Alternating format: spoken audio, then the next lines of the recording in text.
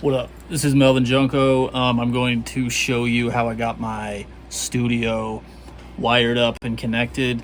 Been getting a lot of questions. I got a few SPs and an MPC 2000XL. So people are wondering how I navigate connecting all four of the machines and keeping things running smoothly. But I'll show you right now. I got a record player, I got a keyboard, I got 3 SPs and an MPC, all ran through a 4-channel mixer, and I don't have to unplug or replug anything back in when I'm, getting samples from, whether it's I'm creating samples on the keyboard or grabbing samples from vinyl on the record player. So it took me a minute for trial and error to figure out what variation of connecting these machines worked the best, and I was able to get a pretty smooth setup going. So I'm going to flip the camera around and show you what we got. So I got some notes here. I'll take a screenshot let you guys take a screenshot of those in a second, but let's just start here. So actually, let's start first. SP-303. So we got the keyboard right here, the record player. I lifted up the mixer so you can see the inputs in the back, speakers, all that good stuff. Computer here has nothing to do with the setup. I don't create with a computer whatsoever. That's just mainly for streaming purposes. But yeah, so let's get it started, walking through the wiring. So here is the SP-303 sampler. We are going out from this sampler, and we are going in to the SP-404SX 1. We're just going to call this 1, call that 2. So again, we're going out from the 303 and into SP-404SX number 1. From there, we are going over to the MPC. We are going out from the MPC, and we are going in to the SP-303. Let's move over to SP-404SX1 again. So from here, we are going out, and then we are going in to SP-404SX2. Now over at SP-404SX2, we are going out from SP-404SX2 into channel 1 on the mixer. And then from the mixer, we have our record out that goes in to the record in on the MPC. We have the record player here going into channel 2, which goes out from the record into the MPC. So when you go to sample on your MPC, whatever you are playing through any of these sources, whether it's the record player in channel 2 or it's the keyboard in channel 3, you're going to be sending everything out from the record into the MPC, out of the MPC, in to the 303, out of the 303, into 4SX1, and then from 4SX1, you're going out to 404SX2, in to 404SX2, and then SP-404SX2 is going out again to channel 1. So thing is, when you have all of these turned on, so you have your external source, see that sound? Very loud, scared the dogs. But when you have external source on all of these, so you can run your sample through the entire system, you're going to get that feedback. So it's important that when you are getting a sample, that you turn your volume on channel 1 down, because that will disconnect that feedback loop throughout the system. But when you have that volume turned down, now you can freely play your sample sources. So you can grab something off vinyl, you can grab something off your keyboard, and then when you turn, let's say we're sampling off vinyl, we turn channel 2 up because that's where the sound is coming from. And now you'll be able to turn on your external sources on all of the SPs, and now the sound from your source will run out into your MPC and through the chain that we've just explained. When it does that, you can now record at the end of the chain. So you want to record your sample into the MPC here, or sorry, the SP here. And while you do that, while you're recording everything that's running through this chain, you can also turn on effects here, and I like to turn on a lot of compression right here. That way, when the sample reaches this SP, I also like to turn on compression here too, so just crank it up on both of them. This is just my personal preference as far as settings go, but now when this is getting ran out, and then into here, through all these, now it's getting ran through these two with the compression cranked up, and it's going to be recorded onto a pad here with all of that taking place. So you hit record when a piece of the sample sounds good. You stop recording, and now you have a little piece of a sample with this compression from both on a pad here. Now, once we get the sample onto a pad here, we can now turn off the external sources, because we've used what we need to use. We got our sample on there. We can turn down the sample source, turn our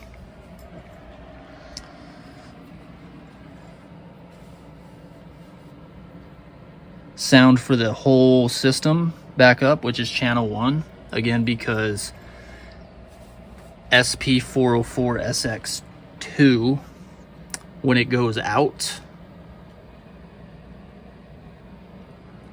it's going out into the mixer and then out into the speakers. So now that we have that turned back up, we now have,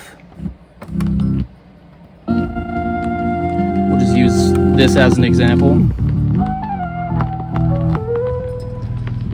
So now we have a sample, but because this is playing out into the mixer, and then remember we had the record out going into the MPC, now we can record our sample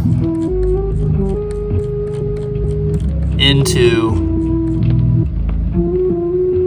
I like to record 60 seconds, turn on loop, and then just let it rock for that 60 seconds. Once it's recorded, you get a 60-second clip, you can chop it, and then you hop out of sample mode, which now disconnects any feedback loop that's gonna happen in the system. Then you turn on your external sources again, and then get back to whatever settings you like, you know, whether you like rock and compression on your overall output of your sound, because now everything going out of the whole system gets ran through the whole system. So whatever effect you put on here will come, your MPC, whatever's coming out of your MPC will also have any effect that's put on here. It will have any effect that's put on here. It will have any effect that's put on here. But I usually like to not put any effects on this. That way I can use on the fly effects, like changing the pitch as I record. But yeah, so last step here, now that we have everything connected, we're going to be creating the beat on the MPC here. So again, whatever we're creating here is going to go through this entire system, and it's going to end up right back here. So when we have a beat that we're finished with, we go record, and then we hit play on our beat. And then right when we hit play on our beat here, we hit record here.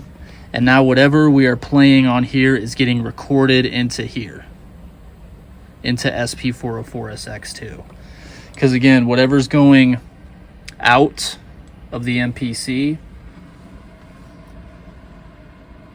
is going right back in to the 303, which is going right into SP-404SX1, which is going right out in to SP-404SX2, and then again that's going out into the mixer, which is coming right back into the MPC. So everything is connected here, and when you have a couple of different sequences you can switch back and forth through, you know, you want to play your MPC, switch from one sequence, you know, do a little drop, switch to the next sequence. It's all being recorded right here on this pad once you hit record. And as you're doing that live recording, you know, again, you can hop over here if you got some stuff on the pads, because again, this is housing your compression right here. I also like to keep some compression on the 303 because it's classic. So everything's kind of getting ran through these two compressors with some extra flavors. And then also as the beat's recording, you know, we're doing additional effects to spicing it up. And then once we're done recording, we do a little echo effect, whatever, bam, finish the recording, and now we have a beat on the pad. So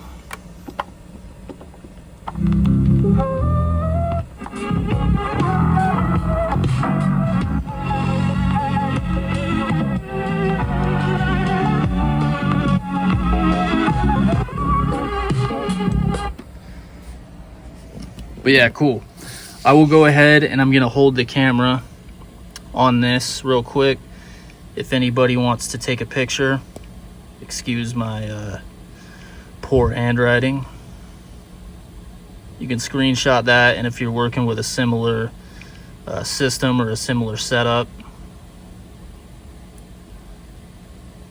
So again, I wanted to just show you guys how this is all set up. I know it's kind of a weird way of doing things, but my main goal with this setup was to be able to play my MPC like an actual instrument.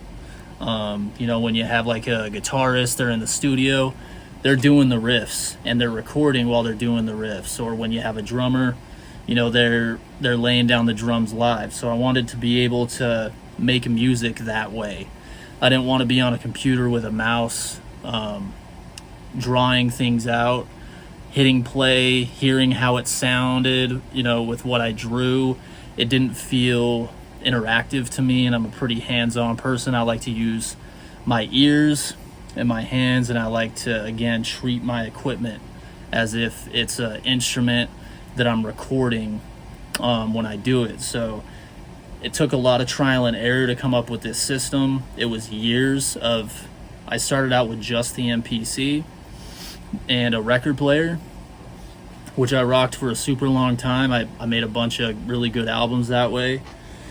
And then I added an SP, added another SP, and then another SP, and I just kept trial and error, seeing which way was going to allow me to have this live approach to how I create.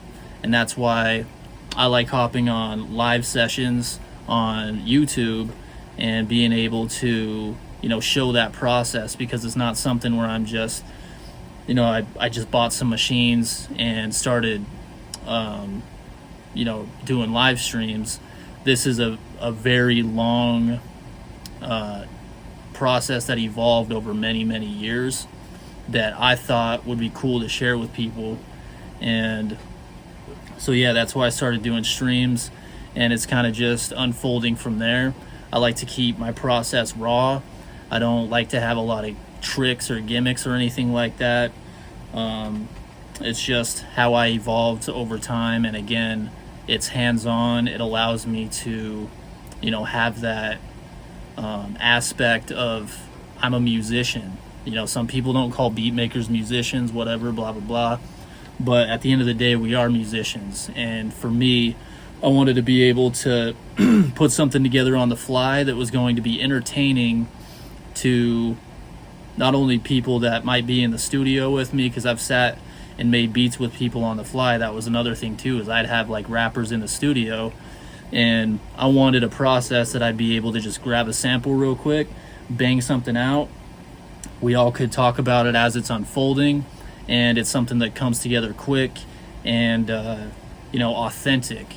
Just because it's quick doesn't mean that it's rushed, or doesn't mean that it's not quality. Some people say, if you make too much quantity, you're sacrificing quality. That's not true at all. That's a total lie.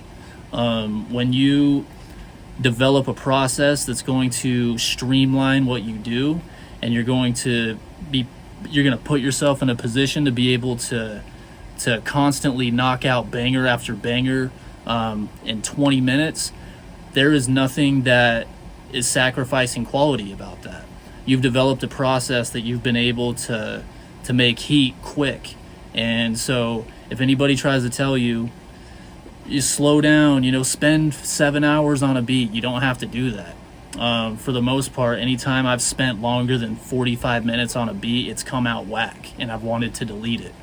But yeah, at the end of the day, that's my process. That's kind of, I do have some opinions on this process versus, software and things like that, but that's just my personal preference. It doesn't mean I'm right. It doesn't mean software and DAWs aren't dope, because I have a lot of friends that put out some really good stuff on whatever, iPads. Everybody knows the story of Madlib making hit records on looping on an iPad. So it really doesn't matter how you rock, but this video is about how I do things and about my process and my studio and how I put it together. So if you have any questions or comments, if you disagree with me, that's cool. Drop it in the comment section, and we'll chop it up about it. No big deal. Everybody has their own way of doing things, and that's what's cool about this art is, we can all do things different, but at the end of the day, we're all in the beat culture. We're all here to make music. It makes us feel good. It builds community. It helps us interact with people around the world. There are people I never would have met or known if it wasn't for hip hop and beat making and MCing and stuff like that. So but yeah, end of the day, that's my process. That's how I do things. Again, if you have any questions, let me know. And looking forward to hearing what you guys all think about the video. But yeah, I'm about to hop on a live stream right now. I got to put my studio back together. Peace.